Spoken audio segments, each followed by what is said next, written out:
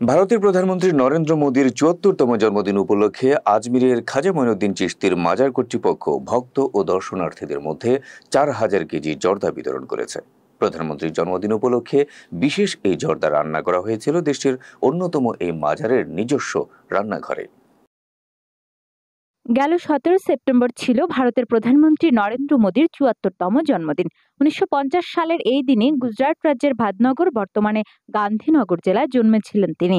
আর ভারতের প্রধানমন্ত্রীর এই জন্মদিবসকে উপলক্ষ করে বিশেষ জর্দা রান্না ও বিতরণের আয়োজন করে সাধারণ লোকজনের কাছে আজমিরের দরগা শরীফ নামে পরিচিত খাজা মঈনুদ্দিন চিশতির মাজার কর্তৃপক্ষ।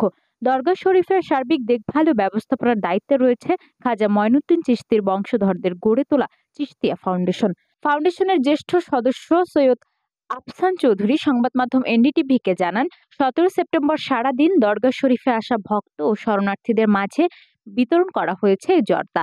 সেই সঙ্গে নরেন্দ্র মোদীর দীর্ঘায়ু কামনা করে বিশেষ মোনাজাতও করা হয়েছে। চিশতিয়া ফাউন্ডেশনের বর্তমান চেয়ারম্যান হাজী সৈয়দ সালমান চিশতি জানান, মোদীর জন্মদিনের জর্দা রান্না করা হয়েছে বিশেষ একটি হাঁড়িতে। বড় শাহী ডেক নামে পরিচিত এই হাঁড়িটি মুঘল সম্রাট আকবর মাজার কর্তৃপক্ষকে উপহার দিয়েছিলেন। বড় শাহী ডেকে শুধু মিষ্টান্ন জাতীয় খাবার রান্না করা হয় এবং বিশেষ উপলক্ষে এই ডেক ব্যবহার করা হয়। বছরের বাকি সময় তোলা থাকে ডেকটি। উল্লেখ্য, ইসলাম ধর্ম প্রচারের উদ্দেশ্যে ১২ শতকের শেষ দিকে ভারতে এসে আজমিরে স্থায়ী হন খাজা মঈনুদ্দিন চিশতি।